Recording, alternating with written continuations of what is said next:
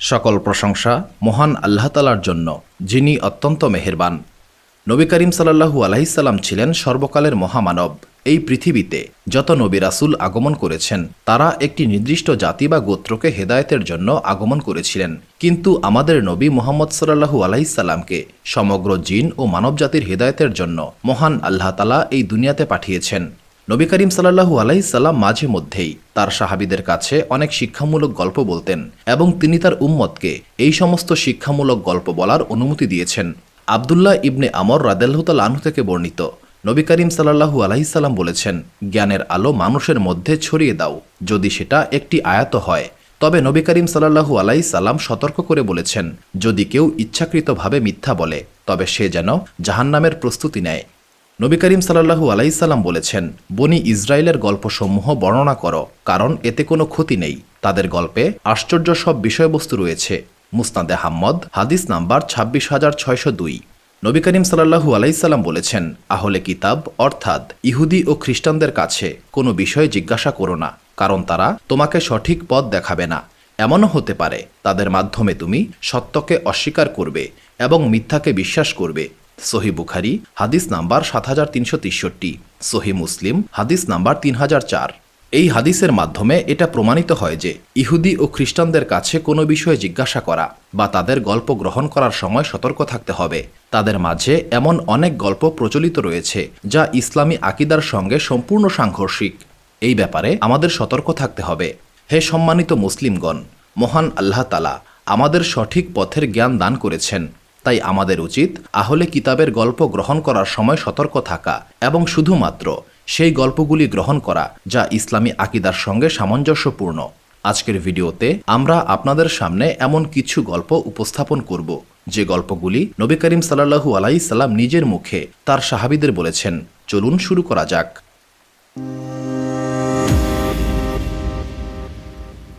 কোনো মুসলিম যতই সৎকর্ম করুক না কেন, তাকে জান্নাতি হিসেবে ঘোষণা দেওয়া যাবে না। অনুরূপভাবে কোনো মুসলিম যতই খারাপ কাজ করুক না কেন, তাকে জাহান্নামী বলা যাবে না। কারণ কাউকে জান্নাতি বা জাহান্নামী সাব্যস্ত করার ক্ষমতা একমাত্র মহান আল্লাহ তাআলার। কাউকে জাহান্নামী সাব্যস্ত করার শাস্তি কতটা ভয়াবহ হতে পারে, এই গল্পটি তার উৎকৃষ্ট উদাহরণ। আবু হুরায়রা রাদিয়াল্লাহু তাআলা আনহু থেকে বর্ণিত, নবী করিম সাল্লাল্লাহু আলাইহি সাল্লাম বলেছেন, বনি ইসরায়েলের সময়ে দুইজন ব্যক্তি ছিলেন। এই দুইজনের মধ্যে একজন নিয়মিত গুনাহে লিপ্ত হতো এবং অন্যজন সর্বদা ইবাদত এবং ভালো কাজে লিপ্ত থাকত। ইবাদতকারী ব্যক্তি যখনই পাপী ব্যক্তিকে গুনাহ করতে দেখত, তখনই সে গুনাহকারীকে সতর্ক করে বলতো, তুমি এই গুনাহ থেকে বিরত থাকো। একদিন ইবাদতকারী ব্যক্তি আবারও গুনাহকারী ব্যক্তিকে গুনাহ করতে দেখে বলল, তুমি এই গুনাহ বন্ধ করো। এবার পাপী ব্যক্তি ইবাদতকারী ব্যক্তিকে উদ্দেশ্য করে বলল, আমাকে আমার রবের উপর ছেড়ে দাও। তুমি কেন আমাকে পাহারা দিচ্ছ? আমার রব তো তোমাকে আমার পাহারাদার হিসেবে নিয়োগ করে নাই। তখন ইবাদতকারী ব্যক্তি ক্রোধান্বিত কণ্ঠে বলল, মহান আল্লাহ তাআলার কসম, মহান আল্লাহ তাআলা তোমাকে কখনোই ক্ষমা করবেন না। তুমি কখনোই জান্নাতে প্রবেশ করতে পারবে না। কিছুদিন পর এই দুইজন ব্যক্তি ইন্তেকাল করল এবং তাদেরকে মহান আল্লাহ তাআলার দরবারে উপস্থিত করা হলো। মহান আল্লাহ তাআলা প্রথমে ইবাদতকারী ব্যক্তিকে বললেন, আমার সম্পর্কে তোমার ধারণা কতটুকু? তুমি কি আমার উপর ক্ষমতাবান ছিলে? অর্থাৎ মহান আল্লাহ তাআলা তাকে জিজ্ঞাসা করলেন যে কে ক্ষমা পাবে আর কে পাবে না, সেই ক্ষমতা একমাত্র আল্লাহ তাআলার কাছেই রয়েছে। এই ব্যাপারে কারো হস্তক্ষেপ করার অধিকার নেই। এরপর মহান আল্লাহ তাআলা গুনাহকারী ব্যক্তিকে বললেন, তুমি আমার রহমতে জান্নাতে প্রবেশ করো। অর্থাৎ মহান আল্লাহ তাআলা তার অসীম রহমতে সেই গুনাহকারী ব্যক্তিকে ক্ষমা করে দিলেন এবং তাকে জান্নাতে প্রবেশের অনুমতি দিলেন। অন্যদিকে ইবাদতকারী ব্যক্তির ব্যাপারে মহান আল্লাহ তাআলা বললেন, তোমরা একে জাহান্নামে নিক্ষেপ করো, কারণ সে মহান আল্লাহ তাআলার রহমত এবং ক্ষমার সীমা সম্পর্কে অহংকার করেছিল এবং গুনাহকারী ব্যক্তির জন্য মহান আল্লাহ তাআলার ক্ষমাকে অস্বীকার করেছিল। এই ঘটনাটি বর্ণনা করে আবু হুরায়রা রাদিয়াল্লাহু তাআলা আনহু বললেন, সেই মহান সত্তার কসম যার হাতে আমার জীবন, ইবাদতকারী ব্যক্তি এমন এক উক্তি করেছিল যার ফলে তার দুনিয়া এবং আখেরাত সবকিছুই বরবাদ হয়ে গেল। সুনানে আবু দাউদ হাদিস নাম্বার ৪৯০১, সহিহুল জামে হাদিস নাম্বার ৪৪৫৫। নাসিরুদ্দিন আলবানী এই হাদিসের সনদকে সহি বলেছেন। বনি ইসরায়েলের মধ্যে একজন খারাপ চরিত্রের মহিলা বাস করতেন। তিনি দেহ ব্যবসার সঙ্গে জড়িত ছিলেন। তার এই পেশার কারণে সমাজে তিনি অত্যন্ত নিন্দিত এবং পাপিষ্ঠা হিসেবে পরিচিত ছিলেন। একদিন তিনি রাস্তা দিয়ে হেঁটে যাচ্ছিলেন। তখন তিনি দেখতে পেলেন একটি কুকুর প্রচণ্ড পিপাসায় কষ্ট পাচ্ছে। কুকুরটি এতই পিপাসার্ত ছিল যে মরুভূমির উত্তপ্ত বালুর উপর শুয়ে হাঁপাচ্ছিল এবং তার জিহ্বা বের করে শ্বাস নিচ্ছিল। উক্ত মহিলা এই দৃশ্য দেখে মর্মাহত হয়েছিলেন। তিনি ভাবলেন, এই কুকুর মহান আল্লাহ তাআলার সৃষ্টি এবং সে পিপাসায় কষ্ট পাচ্ছে। তিনি তার হৃদয়ে দয়া অনুভব করলেন এবং সিদ্ধান্ত নিলেন তিনি এই কুকুরটিকে পানি পান করাবেন। তিনি তার জুতার সাহায্যে একটি কূপ থেকে পানি তুলে কুকুরটিকে পান করালেন। এই সহজ কাজের মাধ্যমে তিনি কুকুরের জীবন বাঁচিয়ে দিলেন এবং কুকুরের প্রতি দয়া ও করুণা প্রদর্শন করলেন। কুকুরের প্রাণ রক্ষা করার জন্য মহান আল্লাহ তাআলা উক্ত মহিলাকে ক্ষমা করে দিলেন এবং তাকে জান্নাত দান করলেন। সুবহানাল্লাহ। সহিহ বুখারী হাদিস নাম্বার 3467 এবং সহিহ মুসলিম হাদিস নাম্বার 2245। এই গল্প থেকে আমরা শিখতে পারি মহান আল্লাহ তাআলার কাছে ছোট্ট নেক আমলও খুব মূল্যবান। এমনকি একটি তুচ্ছ পশুর প্রতি দয়া দেখানো মহান আল্লাহ তাআলার কাছে গ্রহণযোগ্য এবং এর জন্য তিনি বড় পুরস্কার দান করতে পারেন। আবু হুরায়রা রাদিয়াল্লাহু তাআলা আনহু থেকে বর্ণিত, নবী করিম সাল্লাল্লাহু আলাইহি সাল্লাম বলেছেন, বনি ইসরায়েলের মাঝে 3 জন ব্যক্তি ছিল। একজন ছিল কুষ্ঠরোগী, একজন ছিল টেকো এবং বাকি একজন ছিল অন্ধ। মহান আল্লাহ তাআলা তাদেরকে পরীক্ষা করতে চাইলেন এবং তাদের কাছে একজন ফেরেশতাকে পাঠালেন। উক্ত ফেরেশতা কুষ্ঠরোগীর কাছে গিয়ে বললেন, তোমার সবচেয়ে পছন্দের জিনিস কোনটি? কুষ্ঠরোগী বলল, আমাকে আমার চামড়ার কারণে মানুষ ঘৃণা করে। আমি এই রোগ থেকে মুক্ত হতে চাই এবং আমার শরীরে সুন্দর চামড়া চাই। তখন ফেরেশতা কুষ্ঠরোগীর শরীরে হাত বুলিয়ে দিলেন। এর ফলে সে সুস্থ হয়ে গেল এবং সুন্দর চামড়ার অধিকারী হল। এরপর ফেরেশতা আবারও বললেন, কেমন সম্পদ তুমি পছন্দ করো? সে বলল, উট অথবা গরু। তখন ফেরেশতা তাকে একটি 10 মাসের গর্ভবতী উটনি উপহার দিলেন এবং বললেন, মহান আল্লাহ তাআলা তোমার এই সম্পদে বরকত দিন। তারপর ফেরেশতা টেকো ব্যক্তির কাছে উপস্থিত হয়ে বললেন, তোমার সবচেয়ে পছন্দের জিনিস কোনটি? টেকো ব্যক্তি বলল, এই টাকের কারণে মানুষ আমাকে ঘৃণা করে। আমি এই টাক থেকে মুক্তি চাই এবং সুন্দর চুল চাই। তখন ফেরেশতা টেকো ব্যক্তির মাথায় হাত বুলিয়ে দিলেন এবং টেকো ব্যক্তির টাক ভালো হয়ে গেল এবং তার মাথায় খুব সুন্দর চুল গজিয়ে গেল। এবার ফেরেশতা বললেন, তুমি কেমন সম্পদ পছন্দ করো? টেকো ব্যক্তি উত্তর দিল, আমি গরু পছন্দ করব। এরপর ফেরেশতা টেকো ব্যক্তিকে একটি গর্ভবতী গাভী দিয়ে বললেন, মহান আল্লাহ তাআলা তোমার এই সম্পদে বরকত দিন। এবার ফেরেশতা অন্ধ ব্যক্তির কাছে এসে বললেন, তুমি মহান আল্লাহ তাআলার কাছে কি চাও? সে বলল, আমি চাই মহান আল্লাহ তাআলা যেন আমার দৃষ্টিশক্তি ফিরিয়ে দেন, আমি যেন এই দুনিয়ার সৌন্দর্য উপভোগ করতে পারি। ফেরেশতা তখন অন্ধ ব্যক্তির চোখে হাত বুলিয়ে দিলেন। অন্ধ ব্যক্তি দৃষ্টি ফিরে পেল। এবার ফেরেশতা বললেন, তুমি কেমন সম্পদ চাও? অন্ধ ব্যক্তি বলল, আমি ছাগল চাই। ফেরেশতা তখন অন্ধ ব্যক্তিকে এমন ছাগি উপহার দিলেন যে ছাগি অধিক পরিমাণে বাচ্চা প্রসব করে। এরপর উট, গাভী এবং ছাগলের বাচ্চা হলো এবং উক্ত 3 ব্যক্তি প্রচুর পরিমাণে উট, গরু এবং ছাগলের মালিক হলো। এরপর একদিন সেই ফেরেশতা মানুষের বেশে কুষ্ঠরোগীর কাছে উপস্থিত হয়ে বললেন, আমি খুবই দরিদ্র একজন মানুষ, আমি আমার সমস্ত সম্পদ হারিয়েছি। আজ মহান আল্লাহ তাআলা ব্যতীত এমন কেউ নেই যার সাহায্যে আমি গন্তব্যে পৌঁছাতে পারি।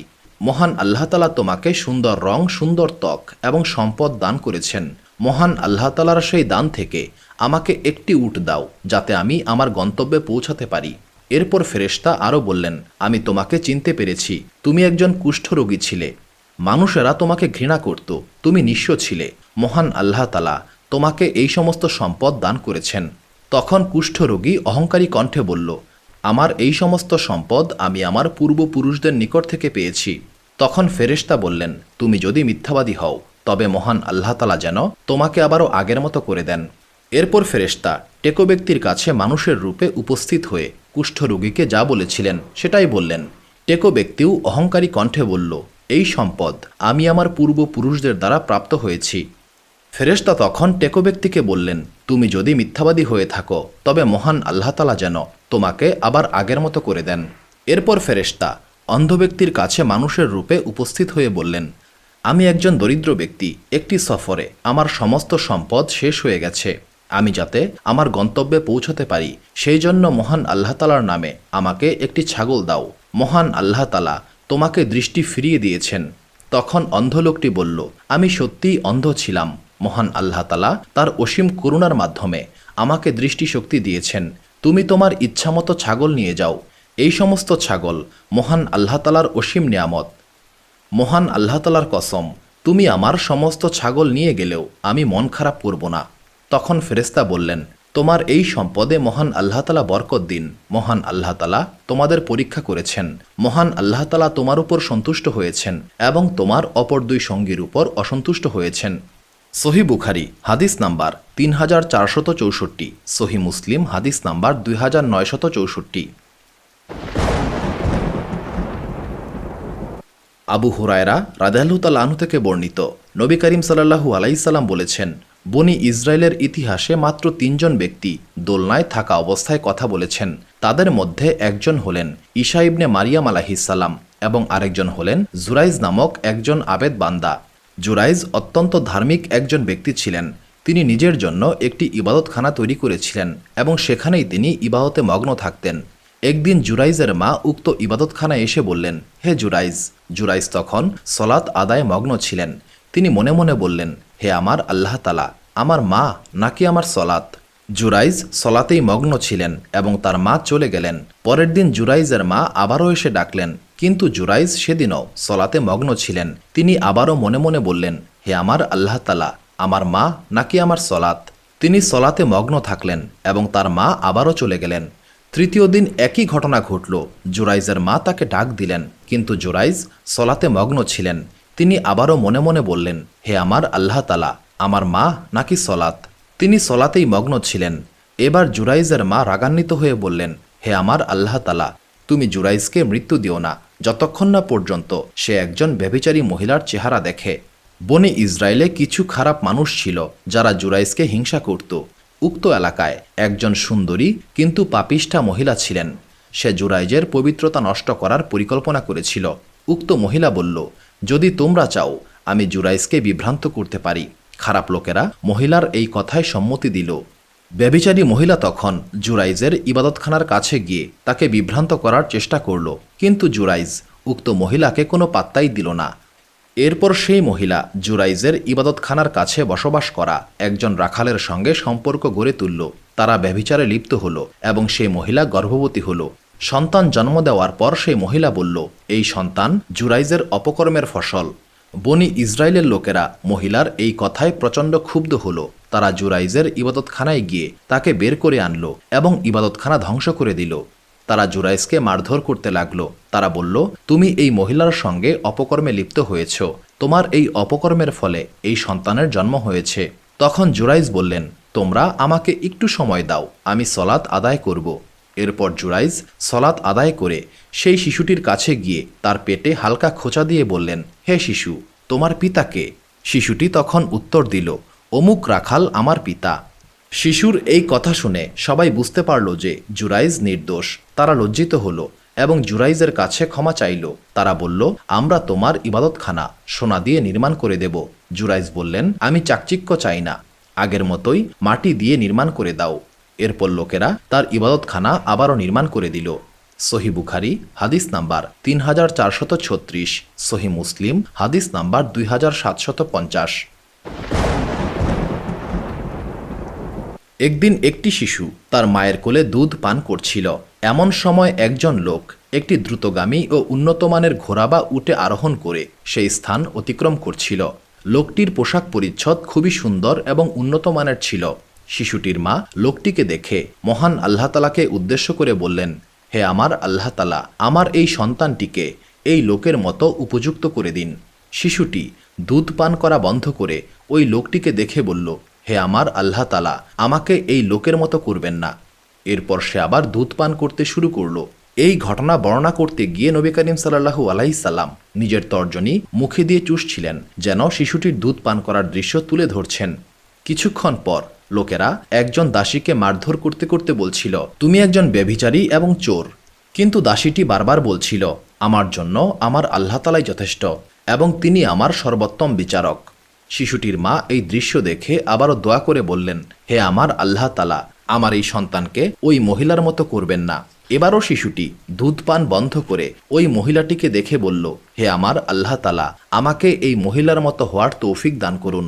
এইবার শিশুটির মা অবাক হয়ে বললেন, যখন সেই সুন্দর পোশাক পরা মানুষটির ব্যাপারে আমি বললাম, হে আমার আল্লাহ তাআলা, আমার সন্তানকে এই লোকের মতো উপযুক্ত করুন, তখন তুমি বললে, হে আমার আল্লাহ তাআলা, আমাকে ওই লোকের মতো করবেন না। কিন্তু আবার যখন এই দাসীকে মারধর করা হচ্ছিল, তখন আমি বললাম, হে আমার আল্লাহ তাআলা, আমার এই সন্তানকে এই মহিলার মতো করবেন না। কিন্তু তুমি বললে, হে আমার আল্লাহ তাআলা, আমাকে ওই মহিলার মতো হবার তৌফিক দান করুন। এটা কেন?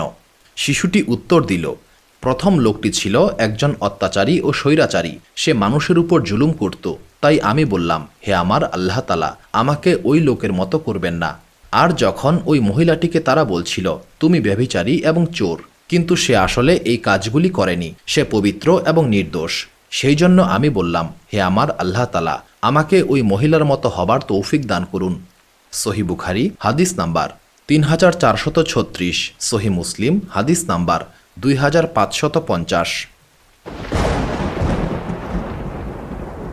এক রাজ্যে একজন বাদশাহ ছিলেন। এই বাদশার অধীনে একজন জাদুকর ছিল।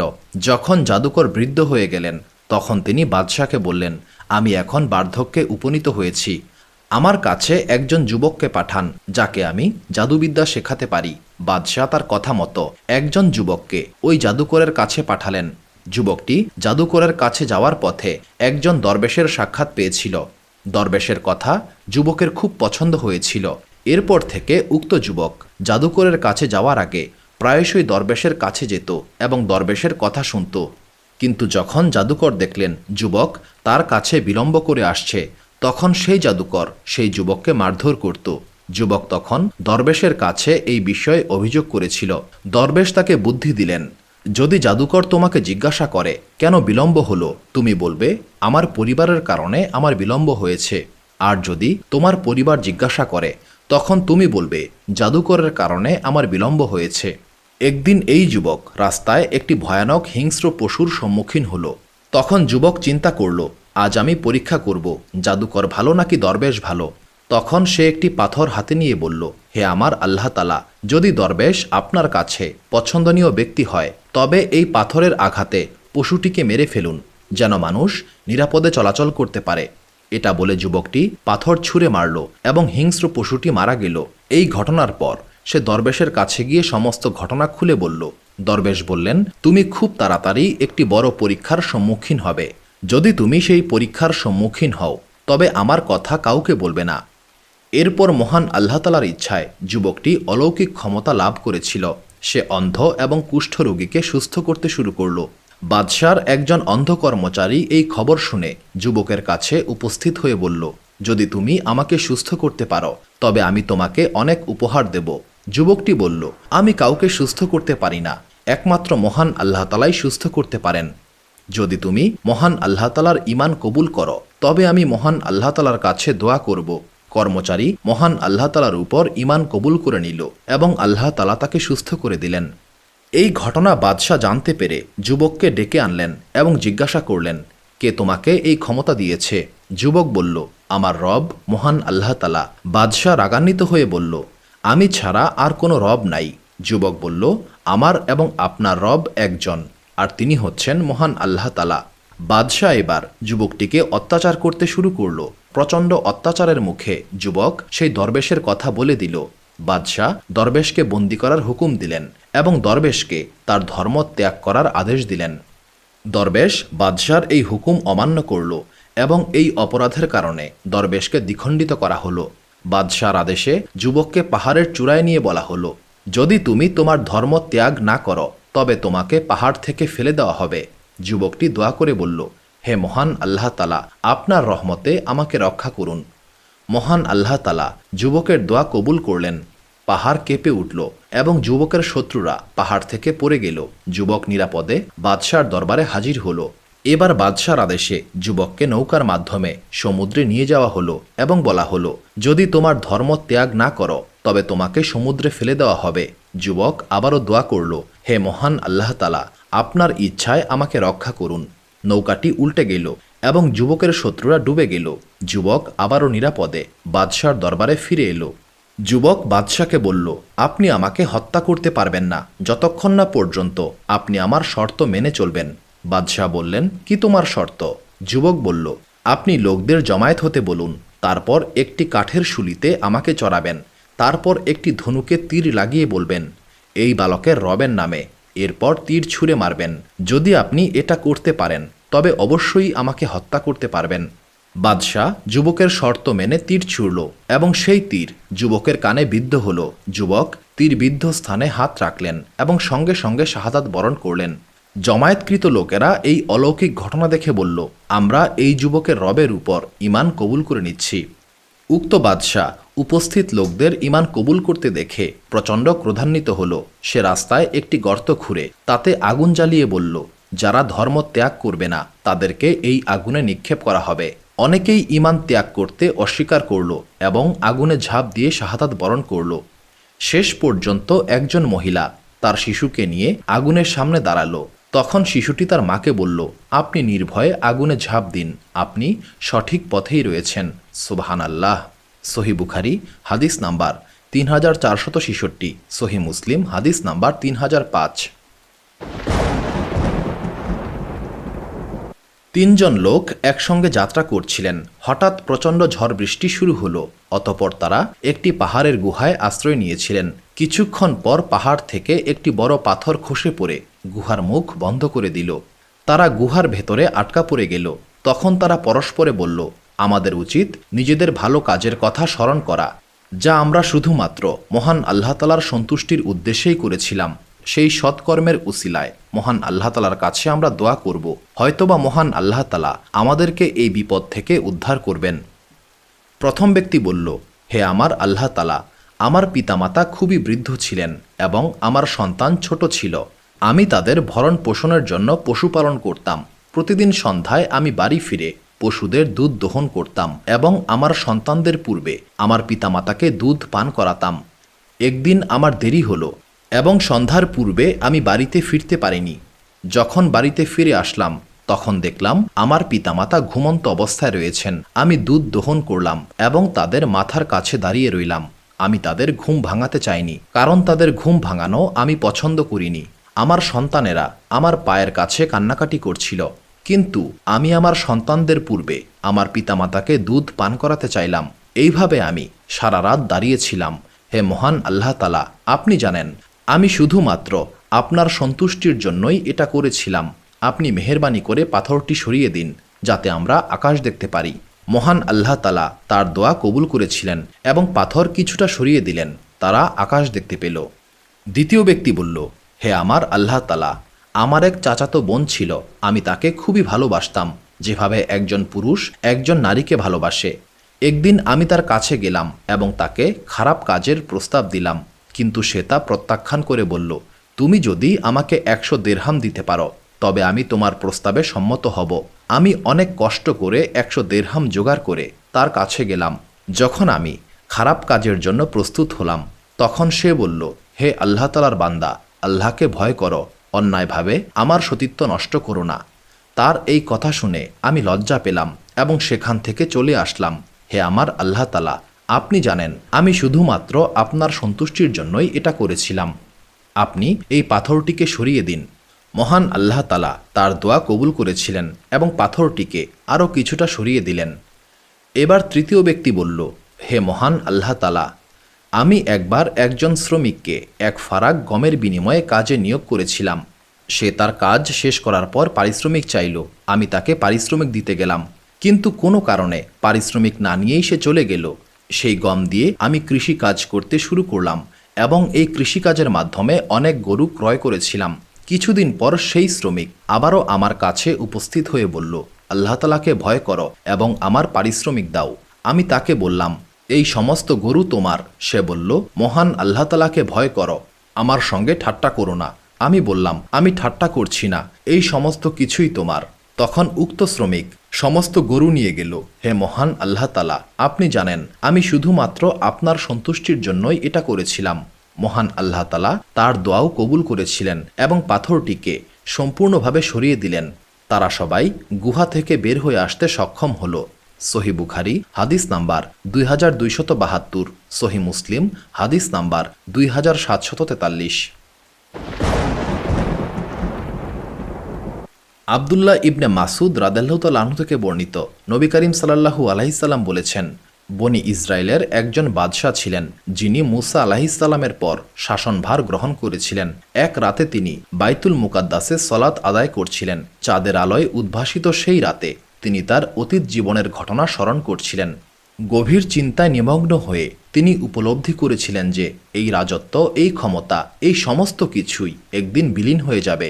তার অন্তর উদ্বেগে কেঁপে উঠল। অবশেষে তিনি সিদ্ধান্ত নিলেন এই জগতের জৌলুস তাকে আর আটকে রাখতে পারবে না। এক নির্জন রাতে কাউকে কিছু না জানিয়ে তিনি সিংহাসন ছেড়ে অজানার উদ্দেশ্যে যাত্রা শুরু করলেন। পথ চলতে চলতে তিনি এক সমুদ্রের তীরে এসে উপস্থিত হলেন। সেখানে দেখলেন একদল শ্রমিক ইট তৈরি করছে। তিনি শ্রমিকদের বললেন, তোমরা কিভাবে জীবিকা নির্বাহ করো? শ্রমিকরা সেই বাদশাকে বলল কিভাবে তারা পরিশ্রমের মাধ্যমে অর্থ উপার্জন করে। বাদশাহ তখন শ্রমিকদের দলে যোগ দিলেন। তিনি পরিশ্রম করতে লাগলেন। কষ্টার্জিত উপার্জন দিয়ে আহার করতেন এবং বাকি অংশ দান করে দিতেন। যখন সলাতের সময় হতো তখন তিনি সলাতে মগ্ন হয়ে যেতেন। একসময় শ্রমিকেরা এই ব্যতিক্রমী মানুষটির কথা তাদের মালিকের কাছে বলে দিল। মালিক বিস্মিত হয়ে ভাবলেন এই শ্রমিক আসলে কে। তখন তিনি বাদশাকে সংবাদ দিলেন, কিন্তু 3 বার সংবাদ পাঠানো হলেও বাদশাহ মালিকের কাছে যেতে রাজি হন নাই। অবশেষে মালিক নিজেই তাকে দেখতে গেলেন। বাদশাহ যখন দেখলেন কেউ তার সন্ধান করছে তখন তিনি পালিয়ে গেলেন, কিন্তু মালিক তার পিছু নিলেন এবং অবশেষে তাকে ধরতে সক্ষম হলেন। মালিক বললেন, হে জনাব, আমি শুধু আপনার সঙ্গে কথা বলতে চাই। বাদশাহ থামলেন এবং ধীরে ধীরে নিজের সমস্ত কাহিনী বললেন। আমি অমুক রাজ্যের বাদশাহ ছিলাম, কিন্তু এক রাতে আমি উপলব্ধি করলাম এই রাজ্য, এই ক্ষমতা, এই সমস্ত কিছুই ক্ষণস্থায়ী। এইগুলি আমাকে আমার প্রকৃত উদ্দেশ্য থেকে দূরে সরিয়ে দিয়েছে। আমি বুঝতে পেরেছি আমার আসল কর্তব্য হচ্ছে আমার রবের ইবাদত করা। তাই আমি সমস্ত কিছু ছেড়ে চলে এসেছি যেন আমি মহান আল্লাহ তাআলার জন্য আমার জীবন উৎসর্গ করতে পারি। মালিক বিস্মিত হয়ে বলল, আপনি যদি আল্লাহ তাআলার জন্য সিংহাসন ছাড়তে পারেন তবে আমি কেন পারব না? এরপর সেই মালিক বাদশাহকে অনুসরণ করলেন। এরপর তারা 2 জন একসঙ্গে আল্লাহ তাআলার ইবাদতে মগ্ন হয়ে গেলেন। তারা মহান আল্লাহ তাআলার কাছে এই প্রার্থনা করলেন, হে আমাদের রব, আমাদের মৃত্যু যেন একসঙ্গেই হয়। অবশেষে তাদের দোয়া কবুল হলো। তারা একসঙ্গে এই দুনিয়া থেকে বিদায় নিলেন এবং তাদের কবর মিশরের রুমাইলা নামক স্থানে পাশাপাশি রয়েছে। আবদুল্লাহ রাদিয়াল্লাহু তাআলা আনহু বললেন, আমি যদি মিশরের রুমাইলায় থাকতাম তবে নবী করিম সাল্লাল্লাহু আলাইহি সাল্লাম যে বর্ণনা দিয়েছেন সেই অনুযায়ী আমি তাদের কবর দেখিয়ে দিতে পারতাম। আল বাহারুজ জাখার হাদিস নাম্বার 3689, আল মুজামুল কবির হাদিস নাম্বার 10370। একদিন নবী করিম সাল্লাল্লাহু আলাইহি সাল্লাম এক বেদুইনের ঘরে মেহমান হলেন। বেদুইন তাকে সম্মান জানালেন এবং নবী করিম সাল্লাল্লাহু আলাইহি সাল্লামের প্রতি শ্রদ্ধা প্রকাশ করলেন। তখন নবী করিম সাল্লাল্লাহু আলাইহি সাল্লাম বেদুইনকে বললেন, হে বেদুইন, তোমার ইচ্ছা প্রকাশ করো, আমি তোমাকে উপহার দেব। বেদুইন বললেন, হে আল্লাহ তাআলার রাসূল, যাতায়াতের জন্য আমাকে একটি উট এবং আমার পরিবারের জন্য একটি দুগ্ধবতী ছাগল চাই। বেদুইন পরপর 2 বার এই উপহার চাইলেন। তখন নবী করিম সাল্লাল্লাহু আলাইহি সাল্লাম বললেন, তুমি চাইলে বনি ইসরায়েলের ওই বৃদ্ধার মতোই হতে পারতে। সাহাবীরা কৌতূহলী হয়ে উঠলেন। তারা বললেন, হে আল্লাহর রাসূল সাল্লাল্লাহু আলাইহি সাল্লাম, বনি ইসরায়েলের ওই বৃদ্ধার ব্যাপারে আমরা জানতে চাই। তখন নবী করিম সাল্লাল্লাহু আলাইহি সাল্লাম সাহাবীদের বললেন, একবার মূসা আলাইহিস সালাম বনি ইসরায়েলীদেরকে নিয়ে যাত্রা করেছিলেন, কিন্তু তিনি পথ হারিয়ে ফেললেন। তখন বনি ইসরায়েলের আলেমগণ মূসা আলাইহিস সালামকে বললেন, আমরা শুনেছি ইউসুফ আলাইহিস সালাম আমাদের থেকে প্রতিশ্রুতি নিয়েছিলেন যে আমরা যেন তার দেহটাকে আমাদের সঙ্গে নিয়ে যাই। মূসা আলাইহিস সালাম বললেন, তোমাদের মধ্যে কে জানে ইউসুফ আলাইহিস সালামের কবর কোথায়? সবাই বলল, বনি ইসরায়েলের একজন বৃদ্ধা এই ব্যাপারে অবগত রয়েছেন। মূসা আলাইহিস সালাম বৃদ্ধাকে বললেন, আমাকে ইউসুফ আলাইহিস সালামের কবর দেখিয়ে দাও। বৃদ্ধা বলল, আল্লাহ তাআলার কসম, আমি তোমাকে তার কবর দেখাবো না যতক্ষণ না পর্যন্ত তুমি আমাকে জান্নাতে তোমার সঙ্গী হওয়ার প্রতিশ্রুতি দাও। মূসা আলাইহিস সালাম কি করবেন বুঝতে পারছিলেন না, কারণ জান্নাতের মালিক একমাত্র মহান আল্লাহ তাআলা। কিন্তু মহান আল্লাহ তাআলার পক্ষ থেকে বলা হলো, হে মূসা, বৃদ্ধার দাবি কবুল করুন। মুসা আলাইহিসসালাম তখন বৃদ্ধার দাবি কবুল করে নিলেন। অতপর বৃদ্ধা মুসা আলাইহিসসালামকে একটি জলাশয়ের কাছে নিয়ে গেলেন। তিনি বললেন, পানির নিচে ইউসুফ আলাইহিসসালামের দেহ রয়েছে। লোকেরা পানি সরিয়ে ফেলল। এরপর বৃদ্ধা বললেন, এখন মাটি খনন করতে হবে। মাটি খনন করার পর ইউসুফ আলাইহিসসালামের দেহ পাওয়া গেল। যখন ইউসুফ আলাইহিসসালামের দেহ তুলে নেওয়া হলো, তখন মহান আল্লাহ তাআলার অসীম কুদরতে পথ এমন আলোকিত হয়ে গিয়েছিল যে যেন তারা দিনের বেলায় যাত্রা করছিল। সুবহানাল্লাহ। এই ঘটনা আমাদের শিক্ষা দেয়, বৃদ্ধা পার্থিব জীবনের সুখ বা সম্পদ চাননি। তিনি জান্নাতের উচ্চতম মর্যাদা চেয়েছিলেন। তিনি জান্নাতের উচ্চতম স্থানে আরোহণ করতে চেয়েছিলেন। এটা আমাদের শেখায় আমাদের চিন্তা আখিরাত কেন্দ্রিক হওয়া উচিত। মুসা আলাইহিসসালাম প্রথমে বৃদ্ধার শর্ত পছন্দ না করলেও মহান আল্লাহ তাআলার আদেশে তা মেনে নিয়েছিলেন। বৃদ্ধার কাহিনী আমাদের এটা শেখায় যে মহান আল্লাহ তাআলার ইচ্ছার কাছে সমর্পণ করা উচিত। এই ঘটনাটি মুস্তাদরাক হাকিম গ্রন্থে বর্ণিত হয়েছে, হাদিস নাম্বার 4088। বনি ইসরায়েলের খুব বড় একজন আলেম ছিলেন। তিনি খুব জ্ঞানী, ধার্মিক এবং নিষ্ঠাবান ছিলেন। তিনি তার স্ত্রীকে অত্যন্ত ভালোবাসতেন এবং তার প্রতি গভীরভাবে আসক্ত ছিলেন। দুর্ভাগ্যবশত একদিন তার স্ত্রী ইন্তেকাল করলেন। এই ঘটনায় বনি ইসরায়েলি আলেম এতটাই মর্মাহত হয়েছিলেন যে তিনি শোকে সম্পূর্ণরূপে ভেঙে পড়েছিলেন। তিনি ঘরের দরজা বন্ধ করে একাকী থাকতে শুরু করেন। কেউ তার সঙ্গে দেখা করতে পারত না। কেউ তার কাছে আসার চেষ্টা করলেও তিনি দেখা দিতেন না। এভাবেই তিনি শোকে নিমজ্জিত হয়ে পড়েছিলেন। এক নারী আলেমের এই অবস্থা সম্পর্কে জানতে পারেন। তিনি বললেন, আমি যে কোনোভাবেই হোক আলেমকে এই অবস্থা থেকে মুক্ত করে আনব। তিনি আলেমের বাড়িতে গিয়ে বললেন, আমার খুব একটি জরুরি মাসালা জানার আছে, যার সমাধান কেবলমাত্র এই আলেমই দিতে পারবেন। আমি এই মাসালার ব্যাপারে তার মুখ থেকে সরাসরি জানতে চাই। যখন লোকেরা চলে গেল, তখনও সেই মহিলা দরজার সামনে দাঁড়িয়েছিল এবং বলল, আমি এখান থেকে যাব না, আমাকে উক্ত আলেমের সঙ্গে দেখা করতেই হবে। অবশেষে উক্ত আলেমকে একজন সংবাদ দিলেন, দরজার বাইরে একজন মহিলা এসেছেন, যিনি আপনার কাছে একটি গুরুত্বপূর্ণ মাসালার সমাধান জানতে চান। তিনি বলেছেন, কেবল আপনার মুখ থেকেই তিনি উত্তর শুনতে চান এবং কোনোভাবেই ফিরে যাবেন না। আলেম বললেন, তাকে ভেতরে আসতে দাও। নারী ভেতরে প্রবেশ করে বললেন, আপনার কাছে একটি ফতোয়া জানতে এসেছি। আলেম বললেন, বলুন কি জানতে চান? মহিলা বললেন, আমি আমার এক প্রতিবেশীর নিকট থেকে কিছু গয়না ধার নিয়েছিলাম।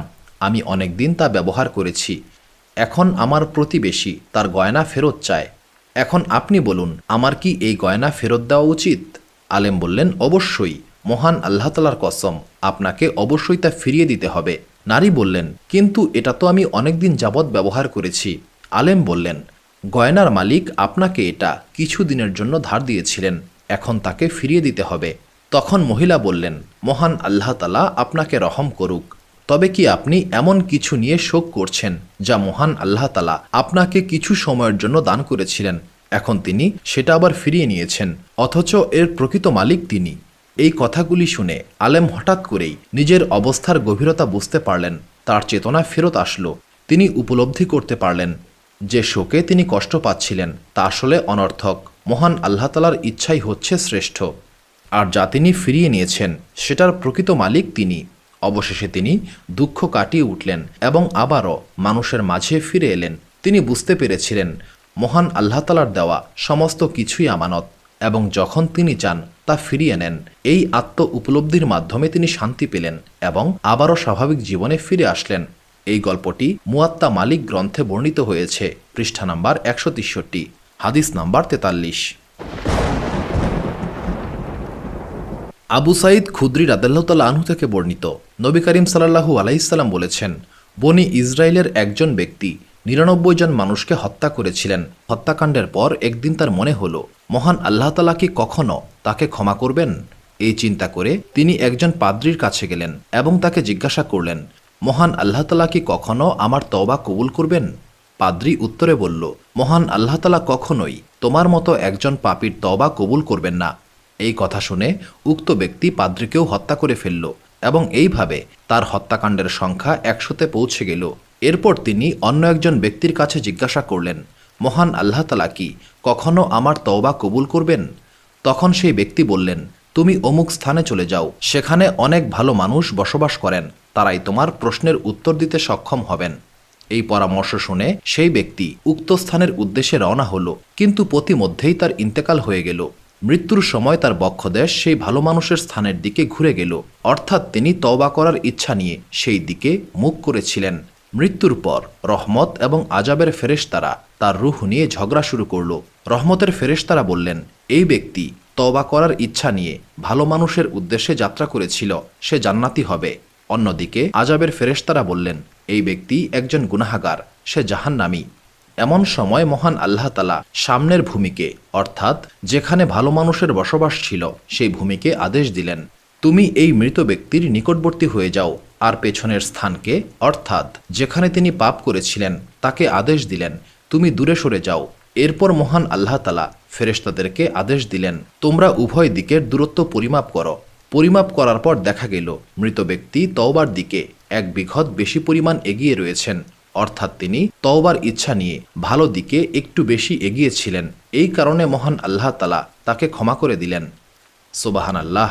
সহিহ বুখারী হাদিস নাম্বার 3470 এবং সহিহ মুসলিম হাদিস নাম্বার 2766। বনি ইসরায়েলের সময়ে এক ছোট্ট গ্রামে বারসিসা নামক একজন অত্যন্ত ধার্মিক ব্যক্তি বসবাস করতেন। সে মহান আল্লাহ তাআলার একত্ববাদে বিশ্বাস করত এবং ঈসা আলাইহিসসালামকে মহান আল্লাহ তাআলার রাসূল হিসেবে মান্য করত। গ্রামের সবাই বারসিসাকে খুবই ভালো চরিত্রের মানুষ হিসেবে জানত এবং তার ব্যক্তিত্বের জন্য তাকে সম্মান করত। সেই গ্রামে 3 জন ভাই এবং তাদের এক বোন ছিল।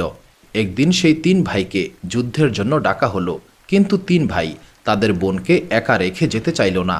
তারা চিন্তা করতে লাগলো বোনকে কার কাছে রাখবে। গ্রামবাসীরা বারসিসার কথা বলল, কারণ সবাই বারসিসাকে খুবই ভালো এবং বিশ্বাসযোগ্য মানুষ হিসেবে জানত। সবাই বারসিসার কাছে গেল এবং তাদের বোনকে বারসিসার নিকটে রাখার অনুরোধ করল, কিন্তু বারসিসা প্রথমে রাজি হচ্ছিল না। সে বলল, আমি অভিশপ্ত শয়তানের নিকট থেকে পানাহা চাই, কারণ সে ভয় করছিল সে কোনো গুনাহে লিপ্ত হতে পারে। তখন শয়তান বারসিসার মনে কুমন্ত্রণা দিল। শয়তান জানত বারসিসার মন খুবই নরম। সে বারসিসাকে কানে কানে বলল, তারা যদি ভালো কাউকে এই মেয়েটির জন্য খুঁজে না পায় এবং খারাপ কারো কাছে এই মেয়েটিকে রেখে যায়, তখন কি হবে? এই পরিণতি কি তোমার ভুলের জন্য নয়? বারসিসা বুঝতে পারল না এটা শয়তানের কুমন্ত্রণা। সে মানুষের প্রতি দরদ দেখিয়ে মেয়েটিকে সাহায্য করতে রাজি হয়ে গেল। বারসিসা মেয়েটিকে গির্জার বিপরীতে একটি ঘরে থাকতে দিল। গির্জার সামনে মেয়েটির জন্য খাবার রেখে আসতো এবং মেয়েটি নিজে এসে সেই খাবার নিয়ে যেত। বারসিসার সঙ্গে তার দেখা হতো না, কিন্তু শয়তান এতে খুশি হলো না। সে আবারও বারসিসার কাছে আসলো এবং বলল, তুমি কেন মেয়েটির খাবার তার ঘরের সামনে রেখে আসছো না? এর ফলে এই মেয়েটাকে ঘর থেকে এতটা পথ একা কষ্ট করে হেঁটে আসতে হতো না। বারসিসা এবারও রাজি হলো এবং মেয়েটির ঘরের সামনে খাবার রেখে আসতে শুরু করলো। শয়তান আবারও আসলো এবং বলল, তুমি কেন তার ঘরের ভেতর খাবার দিচ্ছ না? এর ফলে মানুষ তাকে একা ঘর থেকে বের হতে এবং ঢুকতে দেখবে না।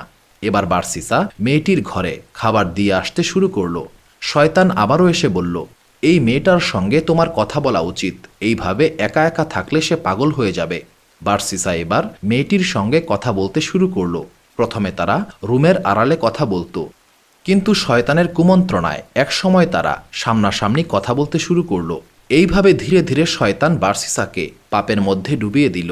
একসময় বারসিসা এবং মেয়েটি একে অপরের প্রতি দুর্বল হয়ে পড়ল এবং তারা ব্যভিচারে লিপ্ত হলো। কিছুদিন পর মেয়েটি গর্ভবতী হয়ে পড়ল এবং একটি বাচ্চার জন্ম দিল। বাচ্চা জন্মের সময় শয়তান আবারও বারসিসার কাছে এসে বলল, তুমি এটা কি করলে? তোমার এই অপকর্মের প্রমাণ সরিয়ে ফেলতে হবে, না হলে মেয়েটির ভাইয়েরা যখন ফিরে আসবে তখন তোমাকে হত্যা করে ফেলবে। বারসিসা ভয়ে বাচ্চাটিকে খুন করে ঘরের মেঝেতে পুঁতে ফেলল। শয়তান আবারও এসে বলল, তুমি একজন নারীর সন্তানকে হত্যা করেছ এবং এটা আশা করছো সেটা কাউকে বলবে না। তখন বারসিসা সেই মেয়েটিকেও খুন করে তাকেও ঘরের মেঝেতে পুঁতে রাখল। কিছুদিন পর মেয়েটির ভাইয়েরা ফিরে এলো।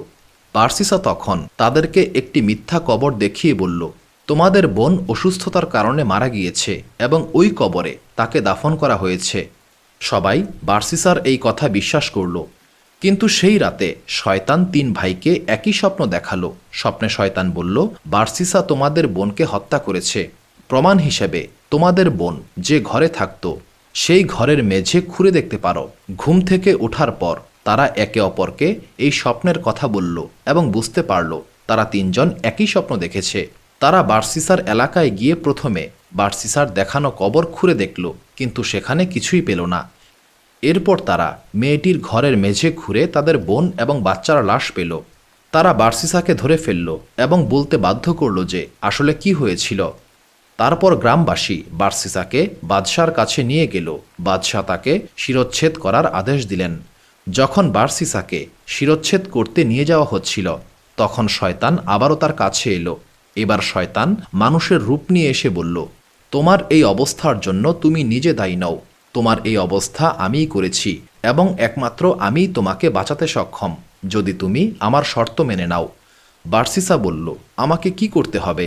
তখন শয়তান বলল, তুমি আমাকে সেজদা করো, তবেই আমি তোমাকে রক্ষা করব। বাঁচার জন্য মরিয়া হয়ে বার্সিসা শয়তানকে সেজদা করল এবং কাফের হয়ে গেল। সেজদা করার সঙ্গে সঙ্গে শয়তান বার্সিসাকে বলল, এখন আমি তোমার থেকে মুক্ত। আমি মহান আল্লাহ তাআলাকে ভয় করি, যিনি বিশ্বজগতের প্রতিপালক। এই কথা বলে শয়তান সেখান থেকে পালিয়ে গেল এবং বার্সিসার শিরচ্ছেদ করা হলো। কিয়ামতের দিন যখন বার্সিসাকে জীবিত করা হবে, তখন সে শয়তানকে সেজদা করতে করতে উঠে দাঁড়াবে। এই গল্প থেকে আমরা শিখতে পারি, শয়তান সব সময় আমাদের পথভ্রষ্ট করার চেষ্টা করে থাকে।